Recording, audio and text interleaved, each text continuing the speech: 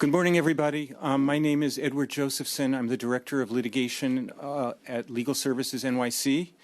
And I'd like to welcome Mayor de Blasio, Attorney General Eric Schneiderman, Borough President Eric Adams, and all our distinguished guests to Brooklyn Legal Services for a discussion of a problem that has long been foremost in our minds at Legal Services: harassment and the displacement of tenants from our city's neighborhoods. Advocates at Legal Services NYC have fought against landlord harassment for decades. When I started here 25 years ago, we were focused on gentrification and displacement in neighborhoods like Park Slope, but we have now seen the problem metastasize to virtually every neighborhood in Brooklyn, from Bushwick to East New York to Flatbush and Crown Heights.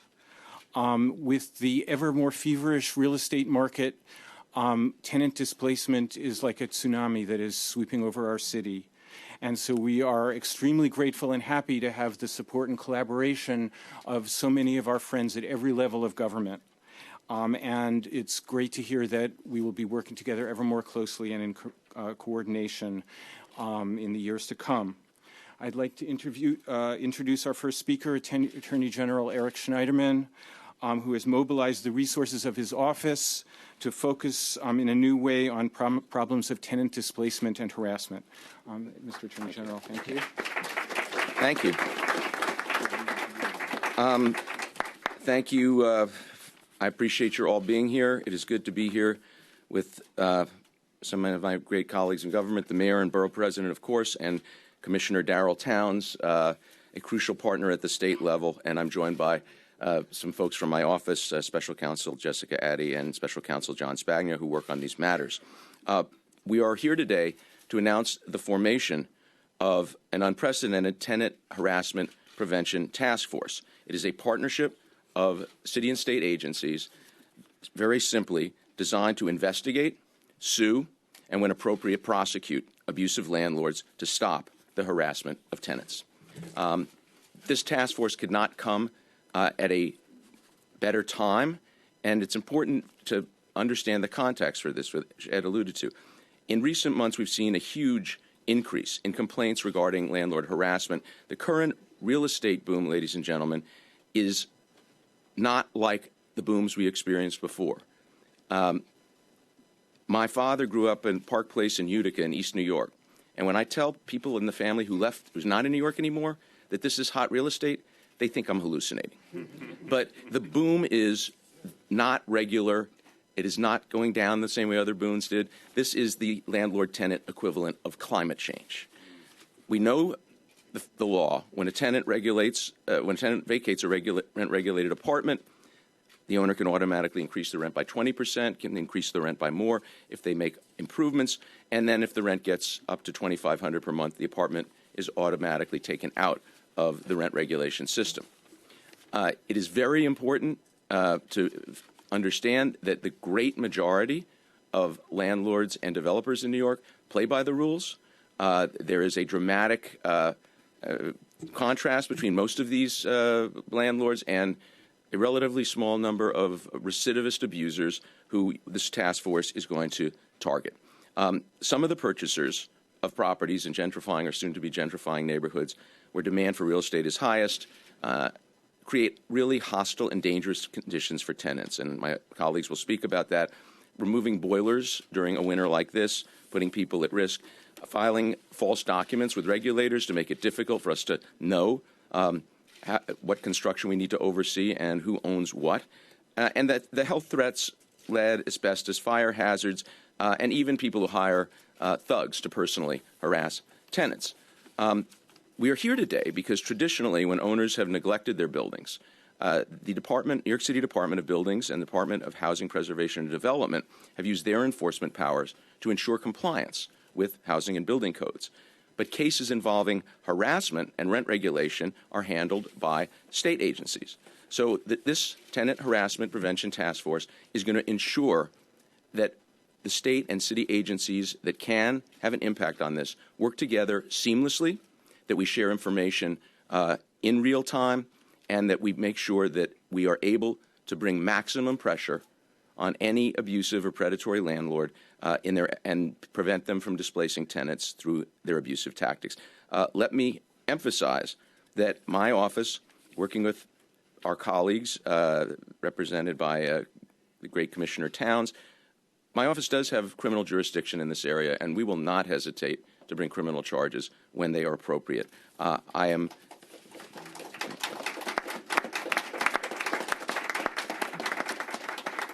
So we have, since I've been Attorney General, we have tried to respond, and we've responded aggressively. We have more of a commitment of resources in our office to these problems than ever before in history.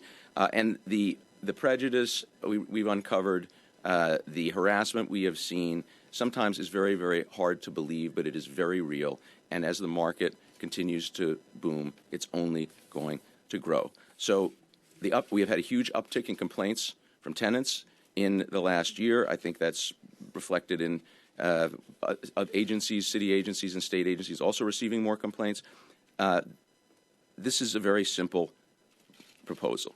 We're making sure that everyone who has the power or ability in any way to help stop landlords from abusive tactics to displace tenants, that all of us are working together and putting our full commitment to into this project with the understanding that we need information wherever we can get it. We need people to come forward, and if they come forward to one agency, we need to make sure the information is shared with everyone else. We will, by forming this joint project and pursuing it aggressively, we will affect the lives of many thousands of New Yorkers, and I'm really honored to be here with you today.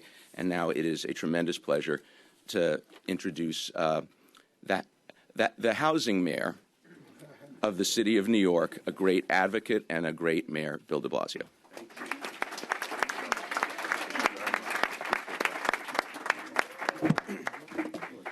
Well, I want to thank the Attorney General. This is a game changer.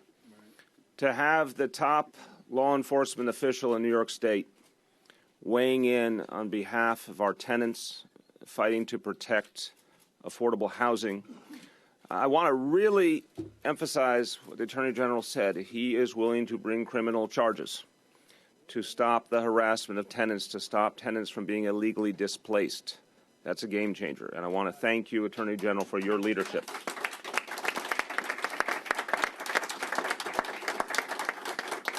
I want to thank Ed Josephson and Megan Fox and everyone at South Brooklyn Legal Services, everyone who does such extraordinary work.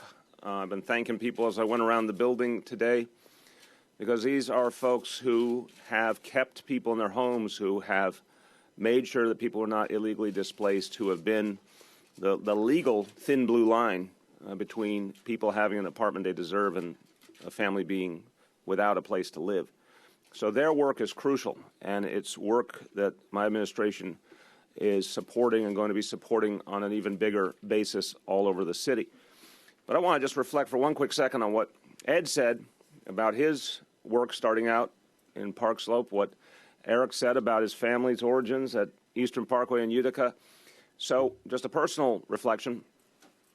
I went to NYU for my undergraduate degree, 1982. As part of the urban studies program I was in, I did an internship. I did it with a nonprofit that's still around and doing great work called the Fifth Avenue Committee in Brooklyn. And I did work in Park Slope. And Park Slope in 1982 was a place that was entirely different than today. It was a place with a lot of boarded up buildings and vacant storefronts and vacant lots. And if you were to tell me then about $1 million and $2 million homes and people being forced out by landlords so they could get sky-high rents, I would have told you were absolutely out of your mind. This phenomenon of gentrification occurred so quickly that I think for all of us, we're still catching up with the impact. I remember vividly Shirlane saying to me the first day she heard about $1 million home being sold in Park Slope, and we were absolutely in disbelief. And it literally seemed like that happened in a course of very few years, from it being a neighborhood that was affordable to a neighborhood that very few people could afford to reach. The reason I say that is we, as a city, have not had the right conversation about gentrification. We haven't sorted out what it means, both positive and negative, the challenges it creates, the things that have to be addressed with public policy. What you're seeing today is an example of finally government focusing and getting it right, and the different levels of government coming together in common cause to address the negatives of gentrification. Because, as I said in my State of the City speech, if we don't address the downside of gentrification, it will not be the same city any longer. It will become an exclusive city. It will not be the open city and the inclusive city that we have always been, and that has worked for generations and has been a place that people aspired to live in for generations or to stay in. So that's why today is so important, because it marks another step towards all levels of government coming to grips with this problem and now taking the reins and addressing it energetically. Now, the numbers tell you a lot. We know that in the last decade plus, over 200,000 people, or I should say over 200,000 units, left affordable status. They were Mitchell Lamas, they were in rent regulation, and whatever status they had, they used to be affordable, they're not affordable anymore. We know some of that happened legally. We know some of that happened illegally. We know a lot of that happened illegally could have been and should have been stopped. And this work that we're talking about today is an example of the kind of tools that can actually stop it, that can actually cause the law to be enforced that so often was not enforced in the past. And this could really be part of how we stem the tide.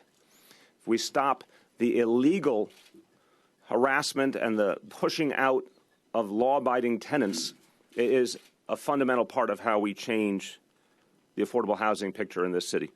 Complaints of harassment of tenants that are coming into our housing court are skyrocketing. We had 752 in fiscal 13. We already have 426 so far this year. So the numbers, even from year to year, are going up rapidly. More and more unscrupulous landlords, unfortunately, are trying to take advantage of the market. I say every time, I know my colleagues feel the same way. Most landlords abide by the law and serve their tenants well. There are a number of unscrupulous landlords that now are in the crosshairs of all of us, because what they're doing is they're forcing people illegally out and leaving those people in a very tough situation. This is especially true in Brooklyn and Manhattan, but it's all 5 boroughs. And it will take a group effort and a sustained effort to address it. I want to thank the members of my administration who have been a part of this, our HPD Commissioner, Vicki Bean, our Buildings Commissioner, Rick Chandler, our Assistant Commissioner for Health, Nancy Clark. I, of course, want to thank Commissioner Darryl Towns from the State Housing Department, who is an old friend and a colleague, worked for many years together. I want to thank him for joining this effort energetically. The elected officials here today, every one of them, I've known them all a long time. They've all focused on fighting harassment and protecting affordable housing. Borough President Adams and Senator Squadron, Assemblywoman Simon, and, of course, the chair of our Housing Committee of the City Council, Jumaane Williams. And more what you see are tenants organizing to stop harassment. And these kind of efforts help tenants organize. You're going to hear from Donna Mossman, of the tenant leader with the Crown Heights Tenant Union. These efforts help put wind in the sails of tenant organizing and give them more ability to follow through on organizing. We found that with our Worst Landlords Watch List when I was public advocate. We shined a light on the bad landlords. It helped tenants to organize and get the attention they deserve and force the changes. Ultimately, that effort led to thousands of units getting repairs that wouldn't have otherwise. We see a lot of changes, and we're proud of the changes we're making here in this city. A new tenant harassment law that increases the penalties for each instance of harassment now to $10,000 per penalty. We obviously announced in the State of the City $36 million in legal assistance in some key neighborhoods where we have to make sure that people are protected. But that number has to expand in lots of different ways, and we need all our partners to be a part of that effort. Look, I just want to put a picture on this before my colleagues come up. What does it mean when someone's harassed? It's illegal, we know that, but what does it mean humanly? It means a family doesn't get heat, a family doesn't get hot water, no repairs. Life becomes impossible. This illustration here is of a building that an unscrupulous landlord started doing quote-unquote repairs on. What he was really trying to do was force the family that still lived there out by having this be the conditions around them every day. And the notion was if he made their lives unacceptable, they would leave, and then he could flip the building and get a lot more money for the units in it. This is what this task force is going to go at. It's going to have the full power of the Attorney General, State Housing Department, a bunch of city agencies, HPD, buildings, finance, the Sheriff's Department, the Law Department. All of these pieces make a huge impact. So everyone knows that we are focused in this city on building more affordable housing, on preserving the affordable housing we have with subsidies and other programs, but the legal piece and the enforcement piece is absolutely necessary, or else a lot of those other efforts just won't have the impact they should have. We cannot keep hemorrhaging units that legally still should belong in the hands of the tenants that have them, and this task force is going to make a big difference. Quick couple of sentences in Spanish. Hoy estamos anunciando un nuevo esfuerzo para investigar a caseros que usan tácticas para sacar a inquilinos de apartamentos de renta estabilizada. Estas tácticas son ilegales.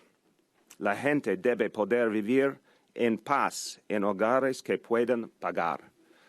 I read that from the written page. Eric Schneiderman could do that. De nada. Eric Schneiderman could do that without the written page. He's that good. But thank you again, Attorney General, Commissioner, everyone, all my colleagues, because this is going to be a game changer.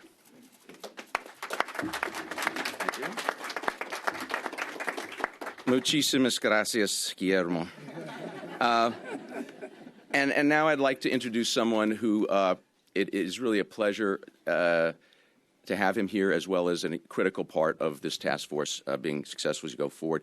Commissioner Darryl Towns, who has been an advocate for housing and who actually he still does because he's a statewide commissioner, but he represented that old neighborhood where my father lived and knows personally and knows in his bones about this problem better than pretty much anyone else in state government. So it's a pleasure to introduce Commissioner Darryl Towns.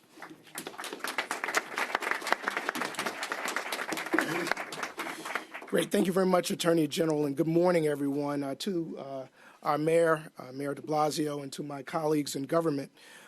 In 2011, under Governor Cuomo's leadership, New York enacted the strongest protections in decades for rent-regulated tenants. Then in 2012, the governor created the Tenant Protection Unit, ably led by Deputy Commissioner Richard White. The TPU proactively investigates and audits illegal landlord behavior and protects tenants from harassment, overcharges, and fraud. And the TPU is unique. It's the first of its kind for the agency and the state and actually in the country. The TPU is also empowered to make a determination as whether to refer the matters to the Attorney General for criminal prosecution. The TPU, through its audits, has restored more than 37,000 units to rent regulation rolls. And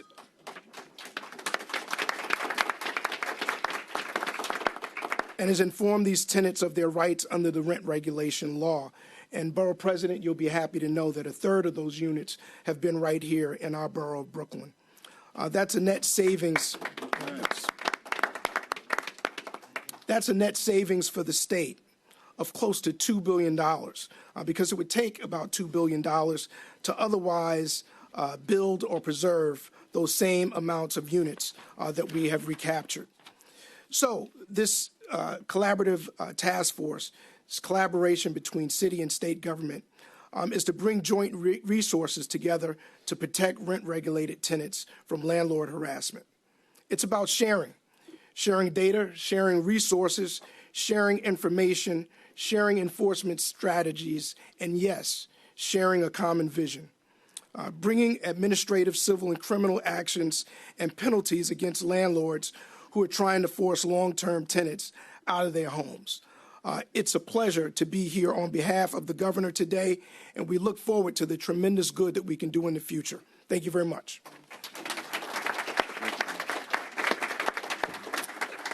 Thank you. And next, I'd like to introduce Donna Mossman, who is a longtime rent-regulated tenant in Crown Heights. She's a member of the Crown Heights Tenant Union, has experienced the kind of harassment we're talking about firsthand, and I thank her for being here today to share her story with us. Please welcome Donna Mossman.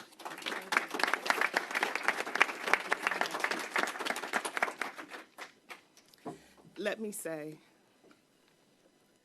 this is great news for tenants. My name is Donna Mossman, and I am one of the founding members of the Crown Heights Tenants Union. Thank you. My mother and I have lived in Crown Heights for 38 years. My mother, who is a retiree, should not have to worry about having a place to live. I want to thank the Attorney General, Eric Schneiderman, Mayor Bill de Blasio, and Commissioner Darryl Towns, and all of the housing agencies that are standing here with us today. Thank you for your commitment to tenants. Thank you for joining forces in the fight against landlords who harass tenants in our communities. Thank you, South Brooklyn Legal Services, for hosting this event and for providing legal assistance to tenants in need. Over the last 2 years, I have witnessed predatory landlords pushing working-class families out of their homes and out of their neighborhoods. These tactics are unethical and illegal, and we will not stand by while landlords profit from displacing longstanding tenants from their community. The Crown Heights Tenants Union was formed with the help of UHAB, the Urban Homesteading Assistance Board, to fight for tenants' rights and push back against the predatory landlords and to organize building by building, block by block. Let me share with you some of the stories of suffering that my neighbors and I have experienced or are currently experiencing. Just imagine having no heat and hot water and living in an apartment below and next to an apartment that no longer has windows, floors, ceilings, or walls. It is 10 degrees outside and wind is blowing throughout the building and into your apartment. Tenants have experienced this for a week at a time or more, and 20 days or more during the last winter. And this is even happening now. Landlords have told tenants not to call 311. The Crown Heights Tenants Union mobilized tenants to call 311, and HPD responded. Through the efforts of HPD, the predatory landlord had no choice but to purchase a boiler, and that boiler was placed in a trailer outside the building, providing heat to 2 buildings last winter. HPD worked with the tenants. To HPD, I thank you. Due to destruction and rebuilding of apartments, tenants have experienced or are experiencing the following: collapsed ceilings in every room, cracks along the walls and ceilings, floors shifting due to continuous pounding of the renovation, no running water from 9 a.m. to 3 p.m. on a daily basis, demolition and rebuilding of apartments 7 days a week from 8 a.m. to 5 p.m. The noise level is unbearable. Tenants unable to collect their mail due to construction materials blocking the path to the mailbox. Just to leave your apartment or enter and exit your building, you have to navigate around stoves, refrigerator, and debris from the construction being done in the rebuilding of new apartments. Dust in your apartment and the hallways, dust in your closets, on your clothes and shoes. The workers were provided with masks, but not the tenants. The tenants were told to put wet towels at their doors and their windows. Tenants experiencing an infestation of rodents because of the construction and non-removal of garbage. Telephone wires and internet and intercom wires cut. Apartments have mold because repairs from leaks were not fixed in a timely manner. A tenant has mold on a bathroom steam pipe. The mold was not cleaned nor removed, but a wooden box was built around the steam pipe, encasing the mold in the bathroom. That was during the summer. I wonder what has grown since then. Some of these buildings were in such bad shape, they ended up on the AEP list, the Alternative Enforcement Program list, as one of the worst 200 buildings in New York City. Just remember that the construction of these apartments lasts as long as 6 months or more. These predatory landlords must be made to understand they are not housing cattle, they are housing people. In closing, I would like to say thank you for inviting me. Thank you for forming this task force, which is going to provide my neighbors and I with much-needed assistance and protection. I can tell you that organizing and working together works. The Crown Heights Tenants Union looks forward to working with this task force in the future. And I want to say you guys are now honorary members of the Crown Heights Tenants Union.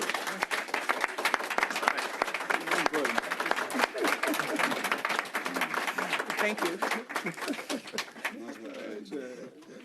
Thank you very much, Donna, for being here, for all the work you've done, and thank you to all the other advocates who have made this day possible. And in Brooklyn, you're lucky to have people who are not just advocates, but for advocates who also get elected to office.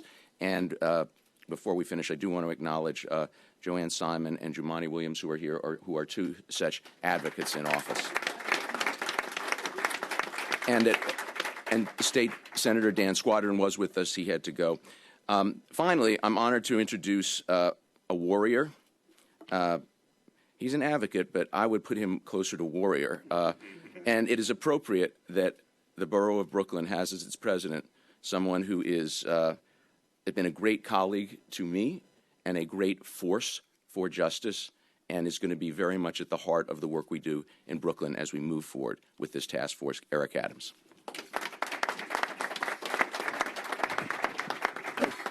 Thank you, AG, for really bringing just an innovative approach to this issue of housing, the same level of innovation he brought as a state senator and now as our attorney general. And the mayor has made it clear from the beginning that ensuring adequate protection for tenants and the right to have a home is at the top of his list, and he's clearly living out what he'd made clear on the campaign trail of the countless number of families he visited, and realized that people are afraid of where they will be able to live in the city of New York, and that's unacceptable. During the 90s, drugs and violence was the epicenter. The borough of Brooklyn was the epicenter where much drugs and violence existed. And groups like Donna were organized to rid our communities of crime, of the small numerical minority number of people who were carrying out criminal actions. And we fast forward today, Brooklyn is one of the locations where the displacement of tenants, we are the epicenter. And that energy that took place of ridding our communities of those who wore blue jeans and sold drugs, now they're wearing blue three-piece suits and displacing tenants. And they have participated in the criminal action of taking away homes of innocent people. They have been unindicted co-conspirators, and we're saying today you can no longer hide in the shadows of your actions. We're going to combine all of our energy to identifying and ridding them out. And those who are hearing this announcement may not understand why this is so important. This problem of displacement will end instantly once we start having perp walks of landlords who are carrying out this action, because it would send a message. It would send a message to those colleagues who find it more profitable to displace a family than to prepare and fix the building in an acceptable manner. This is going to send shockwaves throughout the entire community of those slumlords that believe they got away with their actions over and over again. We're also calling for all of our district attorneys in the 5 boroughs to join the AG and join this coalition. They are on the ground and they see firsthand what is taking place. We are hoping that they will join this initiative, that we can ensure that criminal behavior that took place for years is going to be accounted for. The reason this has existed for so long is because we allowed the predatory crimes to be gauges of how safe we are in the city. We were concerned about rape, robbery, and burglary. We were not concerned about the raping of a family when their home is taking place, the robbery of a future when you're denied access to a home, the larceny of your dreams when you wanted to be able to have a house. Now those predatory crimes are not only going to be accounted for by those who prey on innocent people on street corners, but those who prey on innocent people in the street buildings that line our blocks and our communities. Hooray for this action, and we thank the mayor, the AG, and all of our partners for giving our tenants the relief they've been looking for. Hooray for them.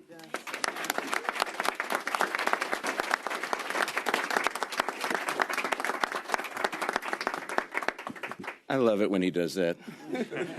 And now, ladies and gentlemen, we can take some on-topic questions. If you just identify yourself and your place of employment, if any. Andrew Siff from WNBC. For yourself or for the mayor himself mentioned that as public advocate, he had a list of bad landlords. There have been initiatives to crack down on delinquent landlords for years, if not decades. Why does this task force change that reality? Well, I mean, I'll let the mayor respond, but I can start off by saying there has been since I took office 5 years ago, I found that there are problems throughout state and city government with a lack of communication and coordination by agencies that should be working together. We have reached a crisis here in terms of the boom of the housing market that becomes just too tempting for some particularly abusive landlords. And we have worked together on a sort of an ad hoc and anecdotal basis. This task force represents a systemic reform that will ensure the sharing of information, that will encourage others to come forward and tenants come forward. And also, ladies and gentlemen, let me emphasize, good landlords sometimes come forward and good contractors sometimes come forward to report this misconduct. So we're going to open up broader forms of communication. We're going to have seamless cooperation between state, city actors. And it's important also to understand that as in any issue like this, the action on the ground, the activist groups have to be involved also, and this will enable us to do this and speak with one voice and to bring more cases than we brought and to create the deterrent effect that some of my colleagues have spoken about. Your Honor? Thank you. Look, for too long, unscrupulous landlords have found a way to navigate. If they couldn't get away with something one way, they'd get away with it another way. This is part of what motivated the worst landlords watch list, is we found landlords would rack up all sorts of penalties and housing violations. They would get a good lawyer. They would go into housing court. They would get the dollar figure of their penalties knocked down. They'd treat it as a cost of doing business, and they'd go on not providing heat and hot water and repairs. So it was a tragic, cynical economic equation. We said a long time ago that the way to defeat that cynicism is to surround the bad landlords, to get the penalties increased, which is what we did, for example, the tenant harassment law. We thank the City Council for their leadership on that. It is the combination of the enforcement actions, Attorney General, State Housing Department, the different mayoral agencies. It is the support for legal aid so that a landlord who's doing the wrong thing is now up against a tenant and a lawyer who supports that tenant, not a defenseless tenant. It is supporting the organizing efforts. So bluntly, we are, in a good way, tightening the noose. We are making it tougher and tougher on the bad actors. And this effort will ultimately reach thousands and thousands of tenants. Combined with all the other new pieces being put into play, it's going to change the game. And then, as I suspect Commissioner Bean might say, there is a deterrent effect. If you watch your fellow bad actor get caught and penalized and put out in public for all to see, you might think twice about breaking the law. Did you want to add? Let me just add to that by saying that, one of the problems that we faced in the past is if we got a call from a tenant who was enduring these kinds of conditions, we at HPD or DOB could go in, issue violations. But as the mayor said, that it became just a cost of doing business for some of these landlords. Having our ability to go in, see the violations, issue violations, see what's going on in terms of patterns and combine that with the enforcement power that the Attorney General and the state have is an incredibly powerful combination to make it so expensive, so difficult for landlords to do this and to show tenants that there is relief and there is protection so that they call early so that we can do something early. So it really is a game changer in terms of bringing the power of all these different agencies and all of this different information to bear to protect tenants. Yes. On topic, once again, yes. This question is for you. This is Monica Miller from WCBS 880. When you talk about penalties and criminal action, what type of penalties are we talking? Well, there's a wide range of penalties because there's a wide range of misconduct that we're talking about. But certainly, there are not just misdemeanors, but there are felonies that can be prosecuted. We have had success in actually removing some bad actors who were physically harassing tenants and getting them out of the picture completely. It is possible that people get jail time, but the devious creativity shown by some of these bad actors in this space, landlords and people they hire, and developers and people they hire, has led us to understand that there's a very broad range of both civil and criminal liability, and and whether it's harassment or assault or endangering someone's life through some other process. New York State has a very, very full set of laws to protect tenants from this kind of conduct. Grace. Grace Rao from New York. One question for you as well, Mr. Attorney General. You said that when appropriate, your office would be looking to prosecute some of these bad actors. Have you been doing that already? And can you give us a sense of are these cases particularly difficult to bring or have success with? And how have you approached them in the past? And do you expect to see an increase in the caseload going forward? Yes, we have done that, and we've gotten results, and some of it has been made public. I can't comment on ongoing investigations that haven't yet come to fruition, but this task force is just going to help. These are challenging cases. I mean, we often have to send in undercover investigators. A lot of times tenants are afraid to speak up. Another great benefit of this collective effort is I think we're going to have an easier time getting cooperation from people. But we are not deterred by the challenges to bring difficult cases. We will do so. We have done so, and this task force will ensure, in a very concrete way, I'm confident, that the flow of information to Commissioner Towns' office, my office, to the city agencies is just going to get better and better, and the ability to get people to cooperate with investigations is going to get better and better. Can I just add one thing? Yes, sir.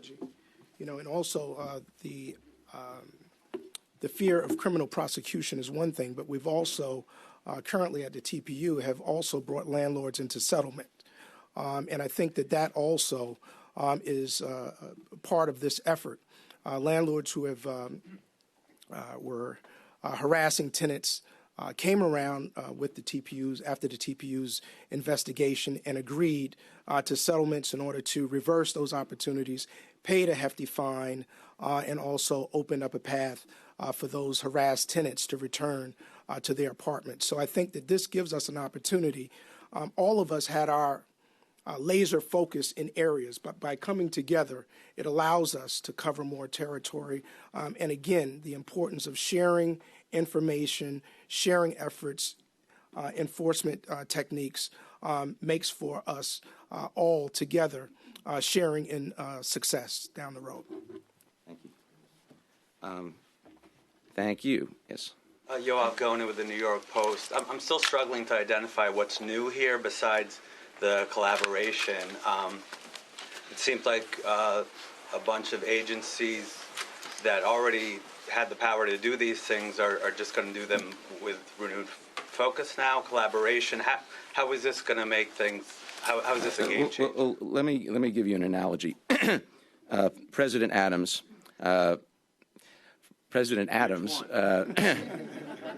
I know. I enjoy saying that too.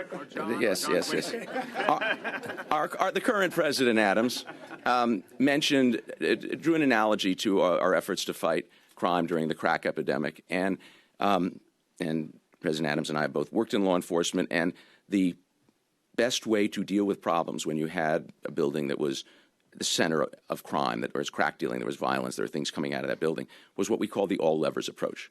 Because you didn't just if you just sent the cops in and arrested a few people, it wouldn't work. You had to fix the street lights. You had to go in and take down the barriers. Department of Buildings was critical. Transportation was critical. Social services to get in there and get the people who were victimized by the drug dealers in the building was critical. This is the equivalent for harassed tenants of that effort. This is the all levers approach to preventing predatory landlords from throwing people out of their homes. Let me just add one quick point. That the speed dynamics are crucial here. If you got a bad actor and they can delay the penalties, as I said in the case of some of the landlords we dealt with the worst landlords watch list, they would just play the clock. They would, delay the court process. They knock down the fines with lots of negotiation. This makes it a lot harder for a bad actor to squirm out of the situation because they're surrounded by all these agencies, and it speeds up each agency's work. Each agency now is going to move more quickly because they're sharing information, because they're pushing each other bluntly to move more quickly. And there's the deterrent effect, and I really don't want to have that missed here. If someone thinks they will get caught, they are more likely not to violate the law. Right now, a lot of bad landlords think they will not get caught. Our message today is you will get caught. All of these agencies are going to work together. You will get caught. There will be severe penalties. You're going to wish you had not violated the law. Okay, thank you. Maybe time for a few more. On Channel 2. For market rate tenants who don't have the protection of rent regulations and who may also be facing harassment, who can't afford steep rent increases, can this task force help them as well?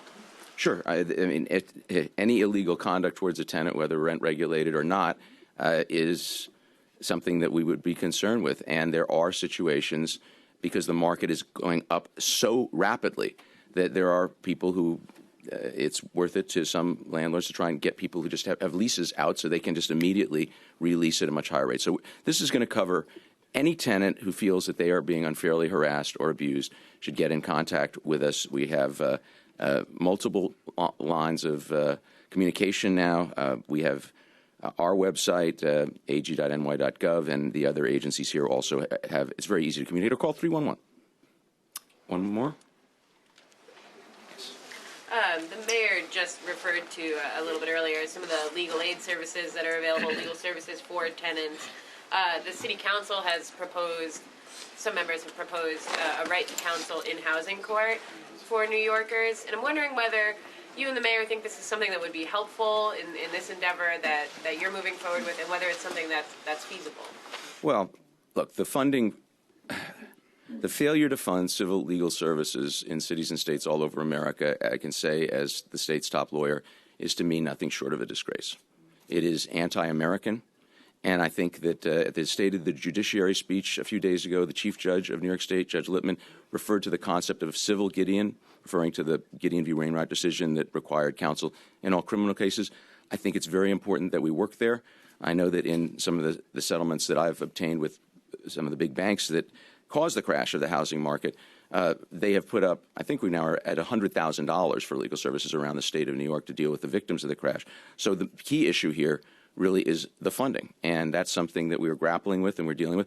The mayor has committed to a substantial increase in funding. I think this wonderful agency is actually going to go through some expansion, so maybe you could comment on that. Yeah, I think, look, I think the fact is that a lot of tenants, had they had legal representation, would have kept their apartments. It's as simple as that. That's not to say that every tenant is perfect. It's not to say that sometimes, even with legal representation, the landlord might not have been found to be right. But we know in thousands and thousands of cases, the tenant would have gotten to keep their apartment legally and appropriately. That's why we're going to focus a lot more of our attention on the legal services part of this equation. I think we need all other levels of government to do the same. I think it's something we need to do in concert. It's one of the most powerful tools we have. Mr. Attorney General, I know you said that you were going to end questioning, but I saw Bridget Bergen had her hand up, and since she has just gotten engaged, I think, first of all, we applaud you and congratulate you. But I think she should get a free question for having taken such a bold step. Bonus, yes, the bonus. Now we're reaching the bonus question. Bonus round. Oh, and one of my assistants has advised me that I misspoke because the numbers are hard to keep track of. We have thus far in my office over the last 2 years forced the banks to provide $100 million for legal services around the states, and we are funding 90 agencies, including here in Brooklyn. Yes. You know what they say. You know it's cool? Billions. Very much, Mr. Mayor. The question is really to you and to the Attorney General, but I'm still trying to understand what this task force really means for tenants today in terms of how they access the system. Clearly, you're talking a lot about the communication, coordination on the government side, but as a tenant who may not be as lucky to have Donna as their advocate, what do they do to access what they need, whether it's through HPD or the state? and how is this task force part of that? Yeah, so I just want to start on the basic. I'm glad you asked. So that anyone who thinks they're being harassed and wants to get the city government involved or the state government involved can call 311 and get directed from there. Again, obviously, we want to make sure people get legal representation wherever possible, but we have direct enforcement actions that this task force will be undertaken that, if reported, we can act on. So, again, if you see this as a way of speeding up enforcement, getting enforcement to happen from as many different places as it can. Look at the city level alone. We're talking about HPD, buildings, finance, sheriff. There's a lot of different pieces that can help surround the situation and force the hand of the bad landlord. But people should call 311 to report any instance that they believe to be harassment. You want to add? Additionally, the state has the Office of Rent Administration, which also is available for those complaints, whether through our walk-in centers or the like. But I think this collaborative is also intended on being proactive. Sometimes tenants are being wronged and they're not even aware of it. So by coming together, we can actually produce opportunities of coming to the tenant as opposed to just waiting to receive the complaint. Yes. No, go ahead. Let me just add on one. Just a second. Oops, I'm sorry. Let me help you out here. Thank you. Let me just add one thing on that, Commissioner Towns, because that's so important. I mean, this building here was actually identified through data analysis of us all sharing data, looking at it to find suspicious patterns, to see buildings that had recently turned hands, to see where DOB was getting building permit applications, but we had some reason to believe, because we were getting 311 complaints, that there were still tenants in that building. This is one where we hadn't yet gotten a call. It was our data analysis that showed us there's something going on here that caused us to send inspectors in, joint inspection forces, and then to take action. So it's so important not to realize that it's not only complaints, but it's this proactive enforcement that where we're working together to analyze patterns and to identify and be proactive about the enforcement. Thank you. Let me just mention one thing that has already started to happen that gives you an idea of the potential here. Instead of having a bunch of different agencies sending in investigators to do inspections, we now are starting to conduct joint inspections. And that means, as the mayor said, the speed with which matters will be dealt with is something that is very important to this process. We have in our office gone after, and the Triborough case was one, huge property owners who have systematically tried to rid their buildings of tenants. We have gone after folks who were actually hired thugs, hired by landlords who are trying to get rid of tenants by a personal harassment, discrimination against immigrants, against people who pay for part of their rent with a government check, against senior citizens. I mean, we're talking about situations in which there are a whole host of laws that are implicated, and we have been bringing those actions. We now will be able to do it more efficiently, more effectively, and we will be able to deal with this. But, ladies and gentlemen, it is very important to understand the level of the conduct that's going on. The market is moving so fast that the unscrupulous cannot help but be tempted into things they might not even think of in a slower market. But when you have people hiring armed thugs to harass tenants, we're in a pretty serious situation. So these are the things that we can get done much more effectively together, and I'm confident that we will see each other again at some point when we are announcing some of these cases. But I cannot emphasize enough that the assumption that government agencies are always coordinating effectively together is often false. And it's very, there was no system, believe it or not, for New York and surrounding states for law enforcement to share information systematically about heroin rings that dealt in both states. I set up a joint heroin task force with several surrounding states in the last year. First time that happened, everyone assumes we're doing it. This is a tremendous effort, and it's a tremendous potential. So I want to again thank all my colleagues. And, Your Honor, you want to close? Do you want to follow on this before we go Yes. to off topic? Go ahead. 311 complaints be filed and directed differently. What happens to those And how will taking the be complaint? shared with the other agencies? Yes. So when someone calls in a 311 complaint, that will go to the city agency that is most touches that, and then the city agency will alert everyone else who's involved as appropriate, right? Sometimes we will be calling in for joint inspections. Sometimes we will be referring for criminal prosecution. Sometimes we'll just be sharing information and saying, you know, what else do you know? But the city agencies will take any of that information from 311, work together to direct it out and to bring in the right people on that. So now we will transition to other topics for all my colleagues. If you want to stick around, you're welcome. If you want to escape, it's a good moment to do so.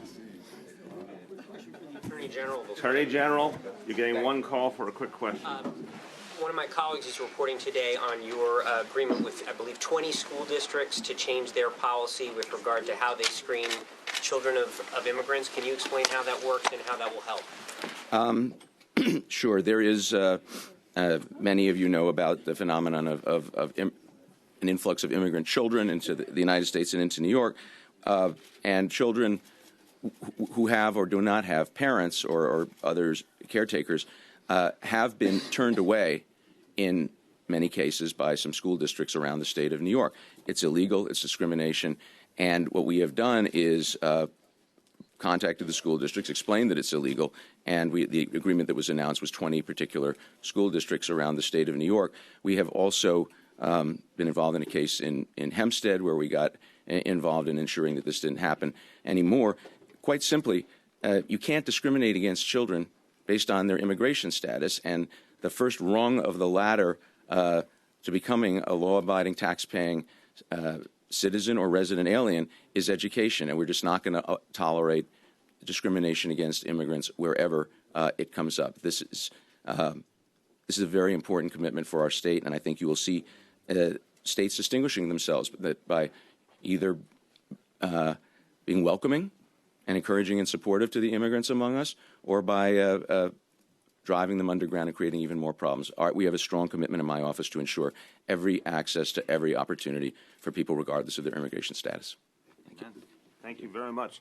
All right, we are going to off topic. Before we do, just a moment on weather. We keep getting a lot of weather. Okay, we're expecting extremely cold temperatures. So again, I'm going to ask my friends in the media to help get this message out to all New Yorkers. These very cold temperatures we've had in the last week or so will continue, accompanied by heavy winds. So that means we have a wind chill situation that people should take very, very seriously. Windchill Advisory is in effect starting at midnight. Heavy winds today, temperatures with the wind chill factor today as low as 0 to 5 degrees. Tonight, temperatures as low as 4 degrees, but with the wind chill, it will go down to minus 15 tonight in New York City.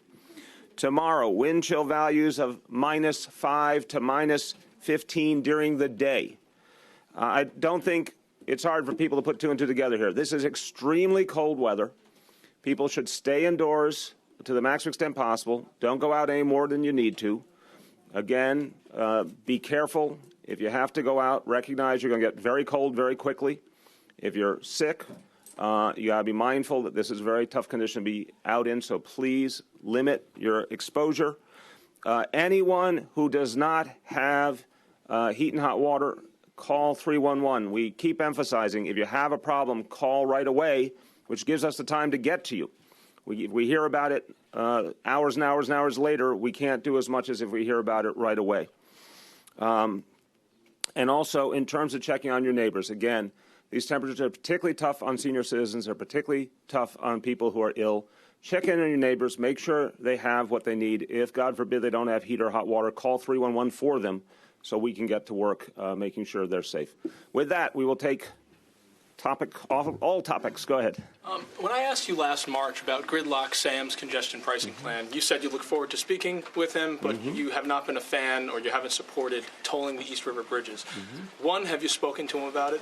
Two, do you maintain your position on the East River tolling? And three, what do you think of the latest iteration of the plan? I spoke to him during the campaign in 2013. I think the world of him. I think he was a great public servant and is an important commentator on these issues. And I thought that original proposal was one that we have to take seriously. I have not seen the details of the new proposal, but again, I think it has to be taken seriously. What I think we have to do is the city and state together figure out a long-term vision for the MTA.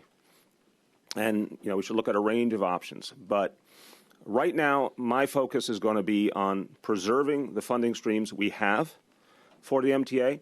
And I won't go into a lot of detail because I'm going up to Albany this coming Wednesday to talk about a range of issues. But clearly, one of the things that has to be addressed is the level of state support for the MTA from the surplus dollars that are now available. So those are the immediate things that have to be addressed. But I think the various proposals that have come out over the last couple of years need to be assessed and compared with other options, and we've got to figure out a long-term solution for the MTA financing. Do you still maintain your position on East River tolling, though? My position is that the proposals that had existed, that came up originally when I was in the City Council, were not acceptable. I think the newer proposals are a step in the right direction.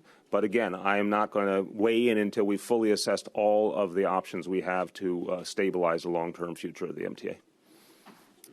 Decided whether you'll be marching in the St. Patrick's Day parade? That is an ongoing discussion right now.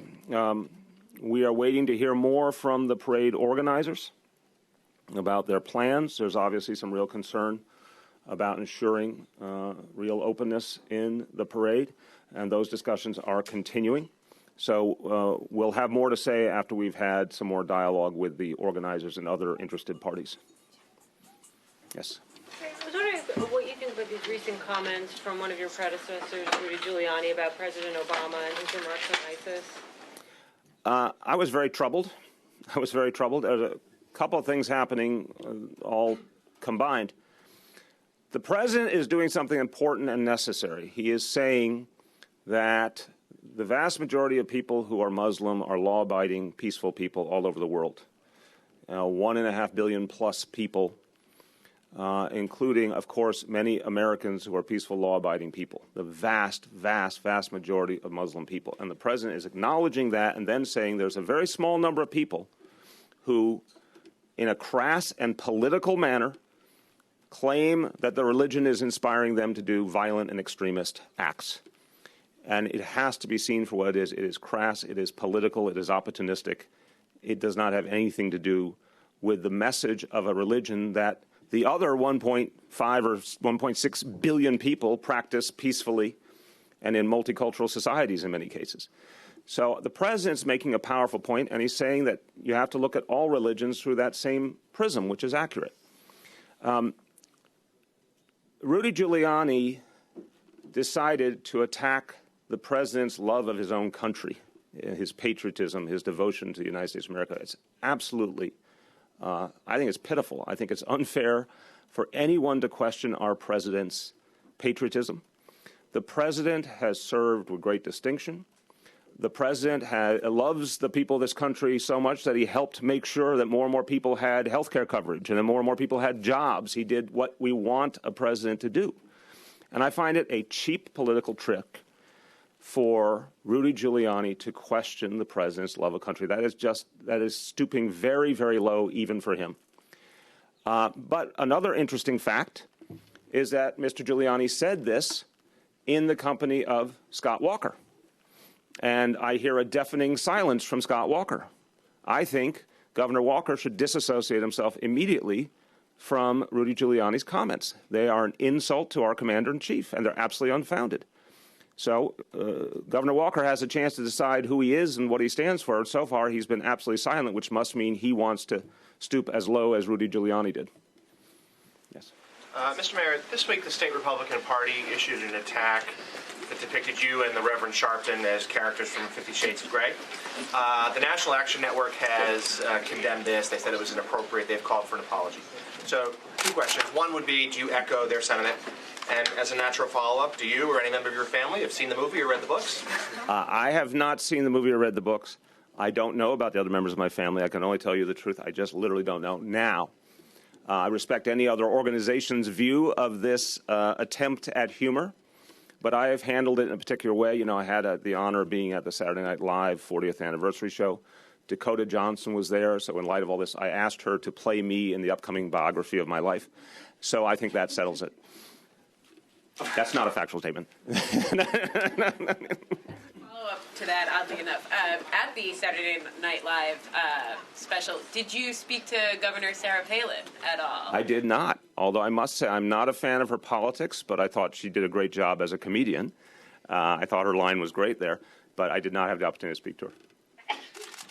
In some leaked comments, another one of your predecessors, Mike Bloomberg, had said that the way to get guns out of the hands of minority males is to throw them up against a wall and frisk them. What do you think of those remarks, and what does that say about his stop and frisk policy? First, I have not seen, these are new remarks, I take it. I have not seen them.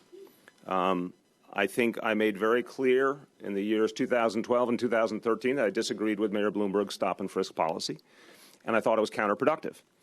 We remember that over 90% of the people stopped were innocent in every way, shape, or form. And so good people were treated like criminals. That did not encourage a good working relationship between police and community that we need. So I would say the same thing today that I said years ago. That's wrong. That's not only a misunderstanding of what will solve the problem, it's unfair to the vast majority of innocent people who are treated that way. Mr. Mayor, how do you justify city funds going to support institutions that demand prayer of their students to the extent that it extends the school day, and then they have to make it up by using national holidays or a Sunday? I mean, what's the rationale for doing this other than assuaging a political group? No, I think you misunderstand the situation on many levels, my friend, so I'll start from the beginning. I think it's quite clear that I established full-day pre-K as my number one priority. I think that will have a transcendent impact on this city and particularly on the next generation of people who will live here. We said from the beginning we wanted to work with all elements of the spectrum. Traditional public schools, charter schools, religious schools, everyone. And that is part of why the program has been so successful, because it's so inclusive, because we have so many sites, et cetera.